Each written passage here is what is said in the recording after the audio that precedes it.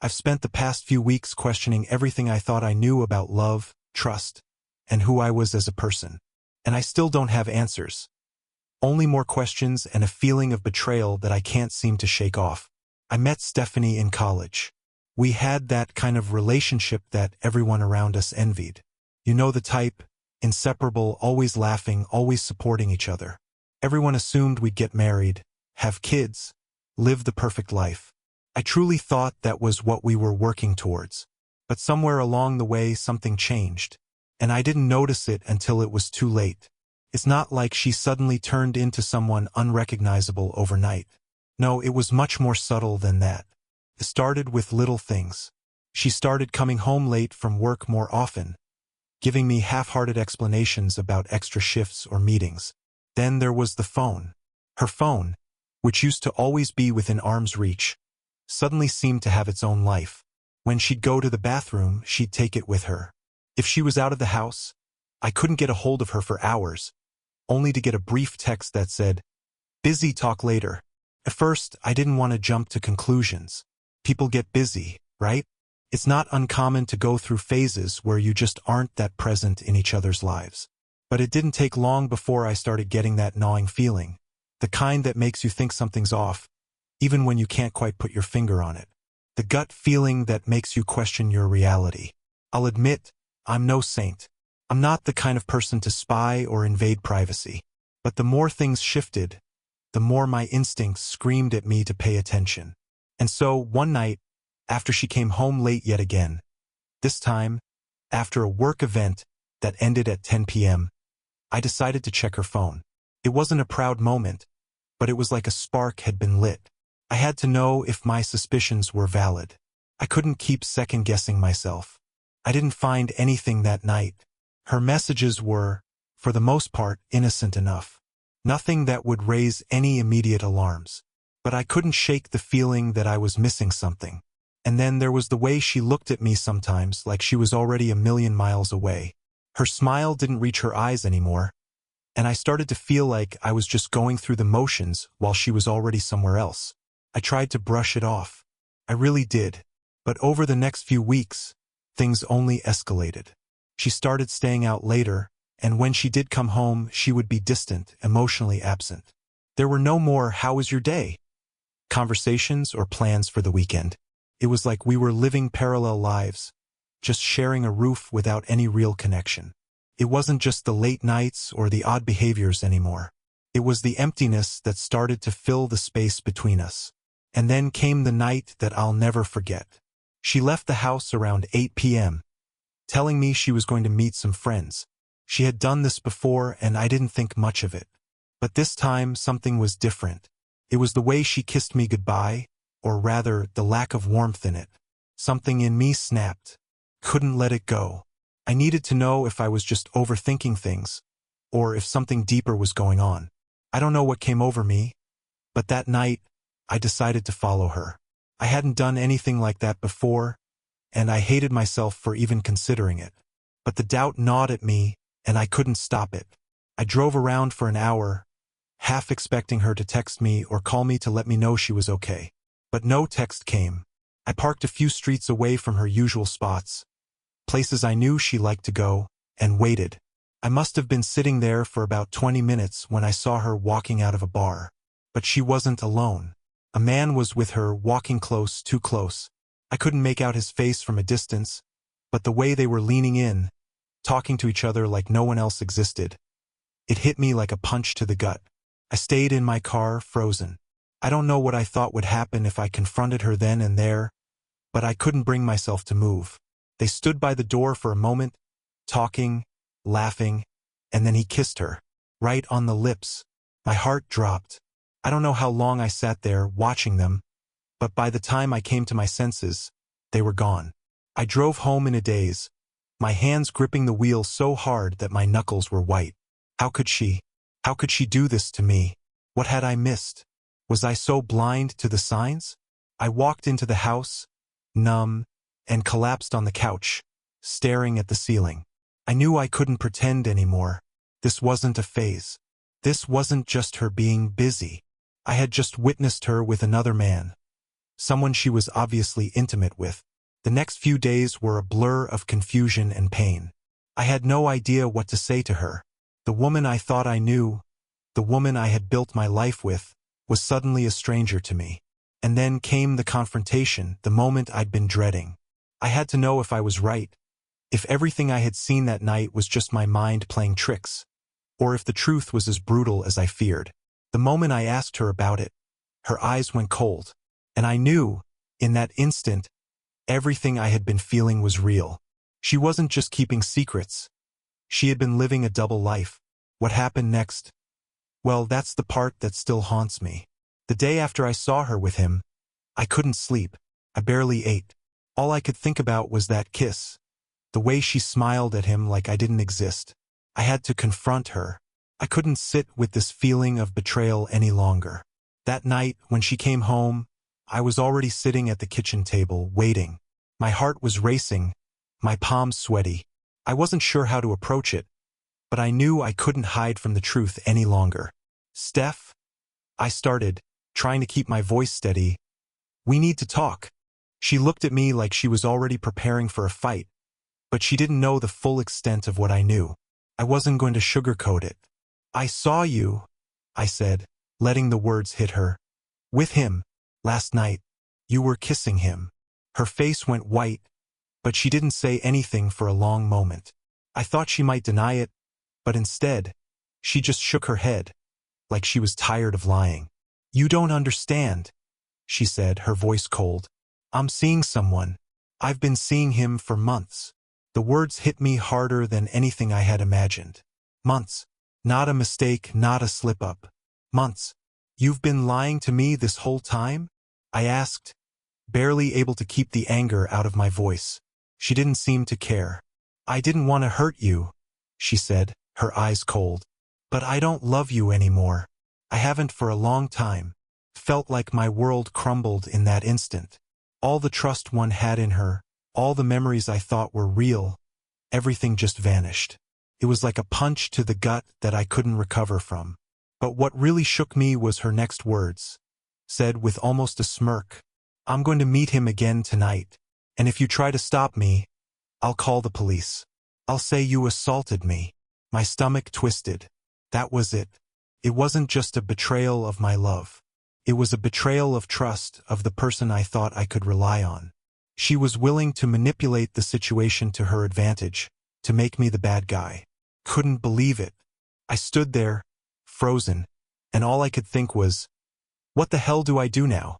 Before I could even process the anger, the rage, the hurt, something else happened. Karma stepped in. And it didn't take long before everything I'd been feeling started to unravel in the most unexpected way. I don't know what I was expecting her to say, but I definitely didn't expect the coldness, the total lack of remorse. She was standing there, saying things like she didn't love me anymore and that I was better off without her. My stomach turned as the reality of it all set in. But then, as if the universe couldn't let me just sit in my heartbreak, karma had its own way of stepping in.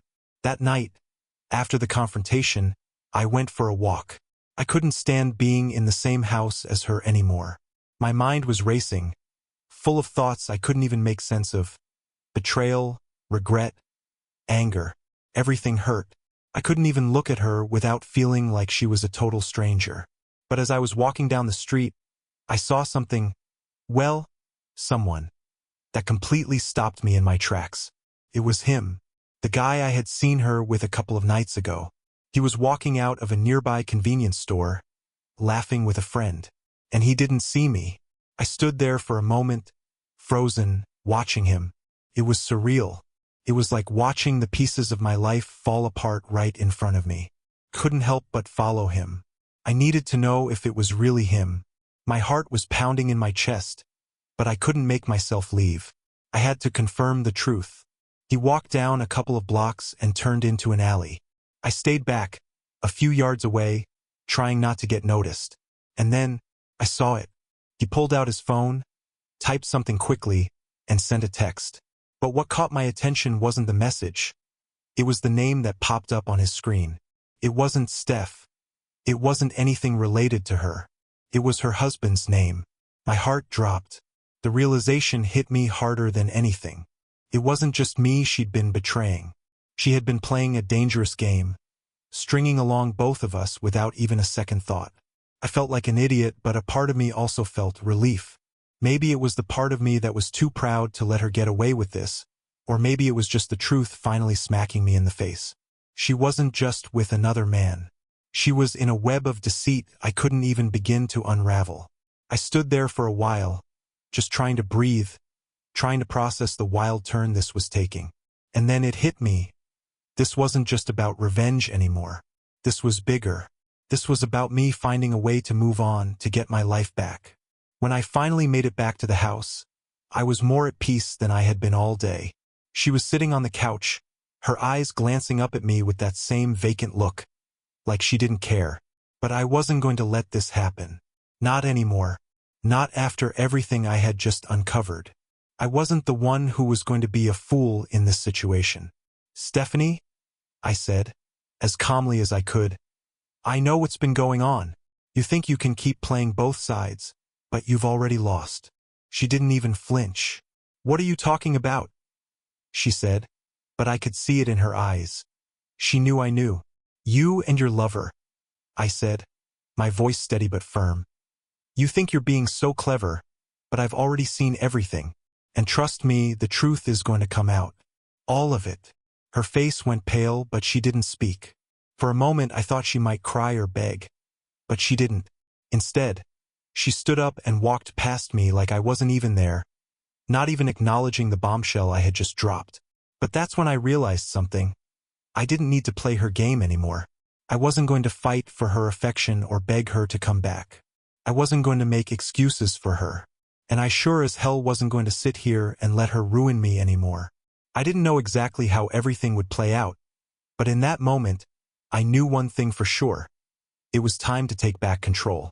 The next few days were a blur. I packed my things, made arrangements, and filed for separation.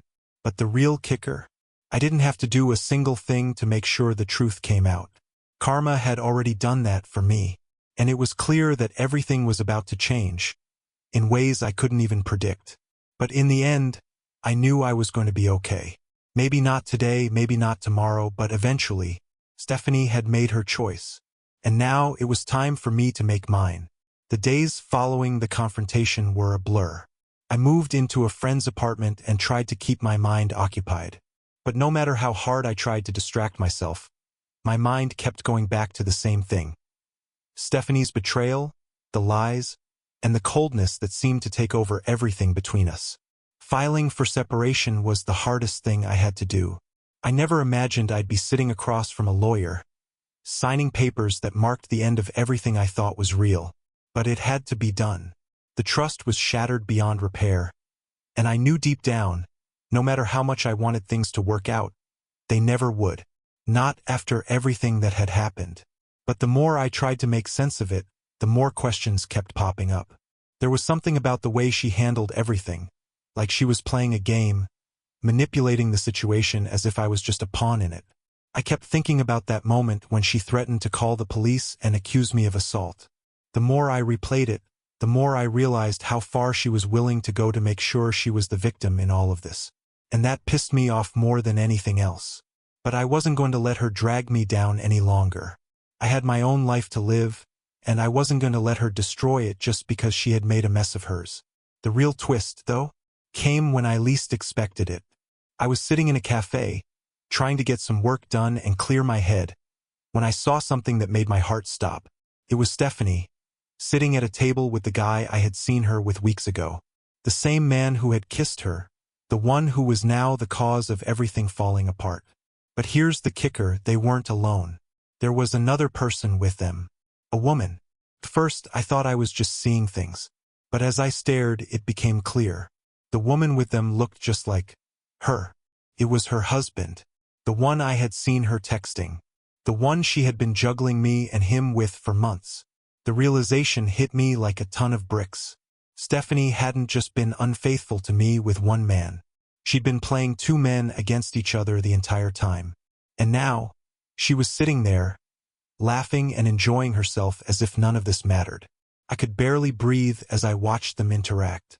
The man she had been seeing was clearly close to her, touching her arm, leaning in a little too intimately. But then there was the husband, sitting across from them like everything was fine, like he had no idea what was going on. And in that moment, something clicked inside me. I wasn't angry anymore. I was relieved, because now I saw everything. All the lies, all the deceit. It wasn't just about her and me. She was caught in her own web, and it was unraveling right before my eyes. I didn't say anything. I didn't confront her. I didn't want to get tangled back into her mess. But I knew I had to take this moment for what it was. Proof that everything she had done, everything she had lied about, was coming back to haunt her. Karma, in its own twisted way, was making sure that she couldn't escape the consequences of her actions. I walked out of the cafe, feeling a sense of finality wash over me. For the first time in weeks, I felt like I was in control again. I didn't need to fight her battles for her anymore. She was the one who had to face the consequences. And as much as it hurt to think about the life we could have had, I knew I was better off without her. I didn't need to play her game. I wasn't going to be a part of her deceit any longer. The next few weeks were a mix of moving on, healing, and finally accepting that sometimes people don't change. But life goes on. And in the end, I wasn't the one who ended up losing.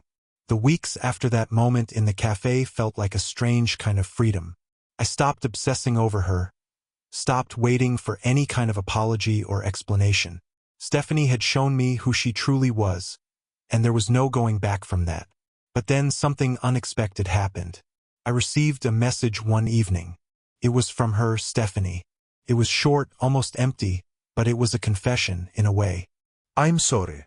I've messed everything up.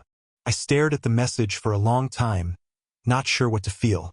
Part of me wanted to tell her everything I thought, all the pain, all the hurt. But then I remembered everything she had done, how she had played both of us, and I just couldn't bring myself to reply. Instead, I deleted the message. That night, I started making plans for my future. I didn't know what it would look like yet, but I knew one thing for sure. I wasn't going to spend another second living in the shadow of her lies. I'd been broken, but I wasn't shattered. I was stronger than I'd realized. Karma had already done its part. Now, it was up to me to rebuild, to take control of my own story. And no one, not even her, was going to take that from me. Moving forward wasn't easy, but each day became a little clearer. I was finally free. And maybe, just maybe, that was the best thing that could have happened to me. As the months passed, life started to feel more like mine again. I spent more time with friends who had supported me through the worst of it, reconnected with passions I had let slip during my relationship with Stephanie.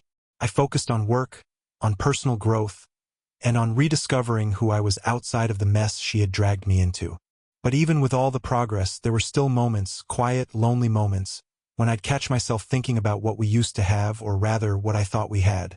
I thought about the plans we'd made, the promises, the life we'd built together.